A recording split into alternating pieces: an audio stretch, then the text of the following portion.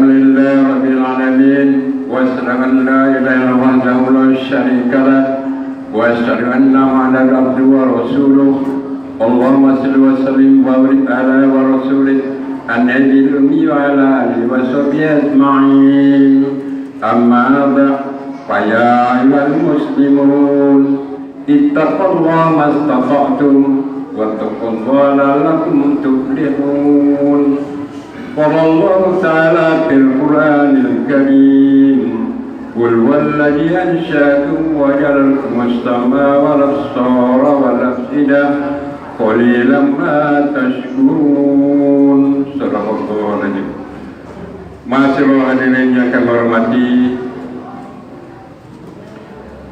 adalah selalu yang terukir di dalam rasa syukur di hati kita atas rahmat Allah SWT yang berupa curah nikmat umur, nikmat iman dan Islam, nikmat sehat dan nikmat sempat, sehingga kita dapat melangkahkan kaki kita ke masjid ini untuk melaksanakan atau menunaikan kewajiban kita sholat Jumat berjamaah.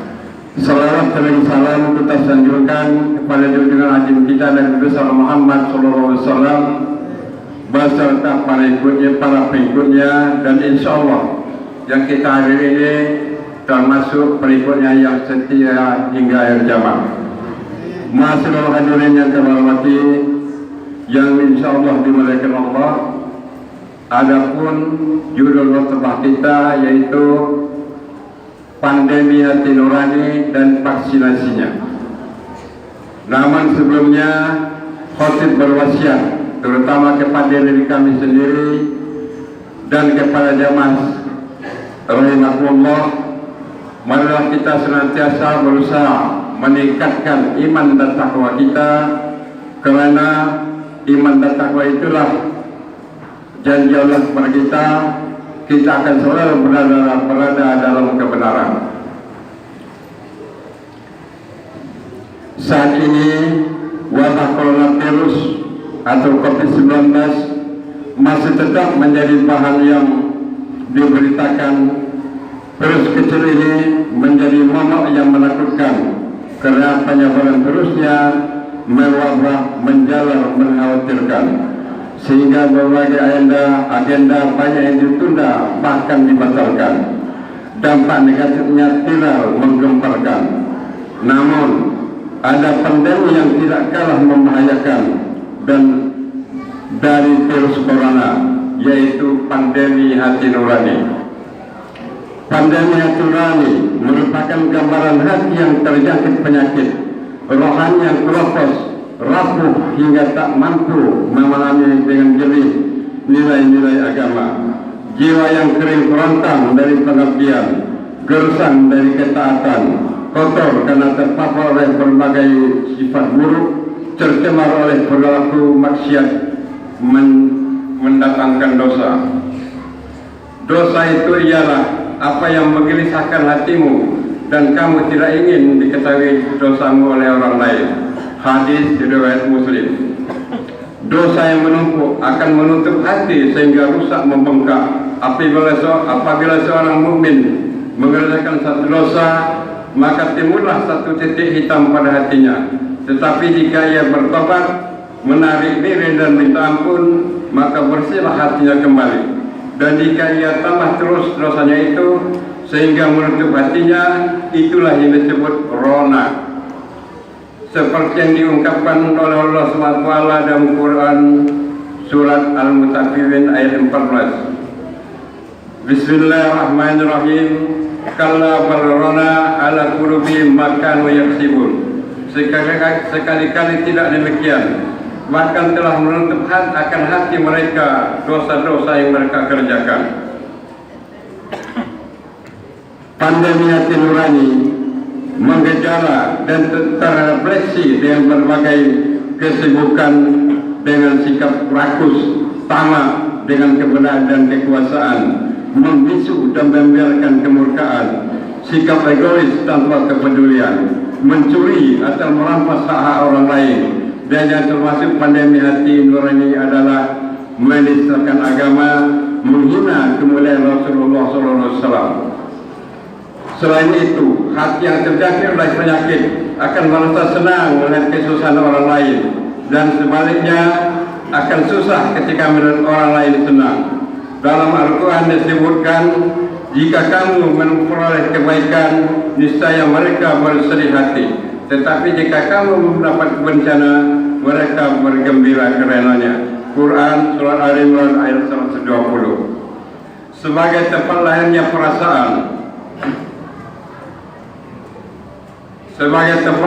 perasaan, maka hati juga dapat berperan menentukan sifat baik dan buruknya tabiat manusia. Sekeping hati yang bersahut tanpa kata, bertaut tanpa suara, tapi sangat wujudnya sangat terasa. Bahkan baik atau buruk amal perbuatan anggota badan merupakan pertanda dari baik buruknya hati. Melalui hadis yang diriwayatkan oleh Bukhari dan Muslim dan Abdullah bin Nu'man bin Bashir radhiyallahu anhu, Rasulullah menginformasikan, ala wa inna fasajidi muhdok ijaz salahat jasadu ulu wa ijaz fasadat jasadu ulu ala wa iya qawlu. Ketahuilah bahwa dalam diri ini terdapat segumpal daging. Jika dia baik, maka baiklah seluruh tubuh, dan jika dia buruk, maka buruklah seluruh tubuh. Ketahuilah bahwa dia adalah hati. Andai di antara kita mencoba melakukan rapid test hati sebagai salah satu cara alternatif yang digunakan untuk mendeteksi terinfeksi atau tidak wabah pandemi hati nurani, mungkin saja ternyata ada yang reaktif atau terkonfirmasi menelantarkan hak anak yatim, fakir miskin, anak-anak yang telah kotori tubuhnya dengan nafkah yang haram, kedua orang tua yang saat hidupnya belum sempat dibahagiakan oleh anak-anaknya, kaum duafa lemah yang membutuhkan namun dibiarkan tanpa dipedulikan, karib kerabat yang dikecewakan, harta yang tidak diinfakkan atau disedekahkan, amanah yang tidak ditunaikan, kepercayaan dihianati dan disia-siakan, jabatan yang disalahgunakan,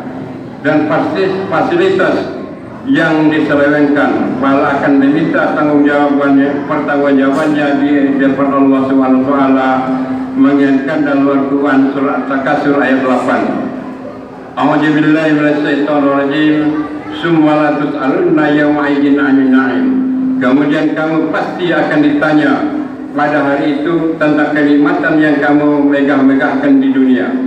Harta yang tidak diinfakkan, yang halalnya akan dihisab dan haramnya akan diazab. Vaksinasi hati nurani. Vaksinasi hati nurani merupakan pemberian vaksin ke dalam hati manusia agar memiliki kekebalan dari penyakit hati, agar hati ceria tanpa resah, hati bahagia tanpa gelisah. Al-Quran mengenalkan antara lain zikrullah, mengingat Allah dengan berzikir dan lainnya yang dapat menjadi vaksin bagi setiap hati manusia yang gundah dalam kehidupan yang semahu dan pikiran yang kadut. Sebagaimana firman-Nya, yaitu orang-orang beriman dan hati mereka menjadi tenteram dengan mengingat Allah. Ingatlah, hanya dengan mengingat Allah hati menjadi tenteram. Quran ayat surat Ar-Ra'd ayat 28. Zikrullah baik secara lisan, hati maupun perbuatan dapat meningkatkan imun bagi jasmani dan meningkatkan iman bagi rohani, menghilangkan sedih dan rasa menghilangkan sedih dan rasa pahit yang ruwet menjadi semanis dawet, menghilangkan pikiran yang kacau dan kalut menjadi seindah liliput, melenapkan rasa risau dan takut. Secara konseptual, beribadah kepada Allah dan mendirikan sholat menjadi bagian dari zikrullah, atau mengingat Allah. Sesungguhnya aku ini adalah Allah, tidak ada Tuhan yang hak selain aku, maka sembahlah aku dan dirikanlah salat untuk mengingat aku. Al-Quran surat Toha ayat 14. Alangkah indah motivasi dan edukasi Al-Quran. In ahsantum li anfusikum. Jika kamu berbuat baik, pada hakikatnya berarti kamu berbuat baik untuk dirimu. Al-Quran surat Al-Isra ayat 7. Maka segeralah berpikir baik, berkata baik, berperilaku baik, dan menjadi manusia yang produktif, manfaat bagi sebanyak-banyak umat. Ya Rasulullah, siapa orang yang dicintai oleh Allah, dan amalan apa yang paling dicintai oleh Allah? Tanya seorang laki-laki suatu ketika kepada Rasulullah SAW. Lalu beliau menjawab, orang yang paling dicintai Allah adalah yang paling bermanfaat bagi orang lain, dan perbuatan yang paling dicintai Allah adalah menggembirakan hati seorang mukmin, menghilangkan kesusahannya, membantu membayarkan hutangnya, ataupun menghilangkan rasa laparnya. Hadis riwayat At-Tabrani. Ketika seorang mengeluh tentang hatinya yang hampa, lalu berkonsultasi dengan Imam Ibnu Qayyim Al-Jauziyah untuk mencari tempat untuk hatinya yang hilang atau kosong dan hampa, maka sang imam berkata, carilah hatimu di 3 tempat. Pertama, di saat engkau mendengarkan Al-Quran. Kedua, di saat engkau berada di majlis taklim atau majlis zikir. Dan yang ketiga, saat engkau menyendiri bermunajat kepada Allah. Diperlukan ikhtiar, berfastabiqul khairat, atau berlomba-lomba berbuat kebaikan yang kuat dan lantang, agar tidak meruntui nafsu syahwat yang garang, yang selalu mengiring dan menyerang. Untuk itu diharuskan menjadikan Al-Quran sebagai pedoman untuk berpegang, agar menghilangkan iri dengki yang bersarang, melunakkan hati yang membatu bagai karang, meninggikan jiwa gersang yang mengerang. A'udzu billahi minasy syaithanir rajim. Tsumma sawwahu wa nafaqa fihi min ruhi wa ja'ala al-mustam'a wal absara wal afida qalilan ma tashkurun. Barakallahu li wa Qur'anil azim wa nafa'ani wa bihi wa jirafim wa taqabbal minni wa antum wa innahu was-sami'ul alim. Aqulu qawli hadza wa astaghfirul azim li wa lakum wa li sa'iril muslimin wal mu'minin wal mu'minat fastaghfiru innallaha huwar ghafurur rahim. Allahumma shalli ala sayyidina Muhammadin wa ala alihi sayyidina Muhammad. Innal hamdalillah nahmaduhu wa nasta'inuhu wa nastaghfiruh wa na'udzu billahi min syururi anfusina wa min sayyiati a'malina. May yahdihillahu fala mudilla lahu wa may yudlil fala hadiya lahu. Asyhadu an la ilaha illallah wahdahu la syarika lahu wa asyhadu anna Muhammadan abduhu wa rasuluh sallallahu alaihi wasallam taslima. Amma ba'd. Faya ibadallah, usikum wa nafsi bittaqwallah, faqad fajal muttaqun. Qala Allah ta'ala fil Qur'anil azim, innallaha wa malaikatahu yusholluna 'alan nabi, ya ayyuhalladzina amanu shallu 'alaihi wa sallimu taslima. Allahumma salli ala sayyidina Muhammadin wa ala ali Muhammadin kama shallaita ala Ibrahim wa ala ali Ibrahim wa barik ala Muhammadin wa ala ali Muhammadin kama barakta ala Ibrahim wa ala ali Ibrahim innaka Hamidum Majid. Allahumma ighfir lil muslimina wal muslimat wal mu'minina wal mu'minat al-ahya'i minhum wal amwat.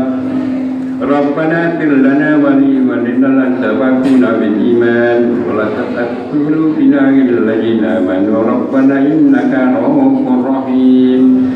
Rabbana atina fid dunya hasanah وفي الآخرة حسنة وقنا عذاب النار عباد الله وصلى الله على سيدنا نبينا وعلى آله وصحبه والتوفيق ومن تبعهم بإحسان إلى يوم الدين والحمد لله رب العالمين وأقيموا الصلاة.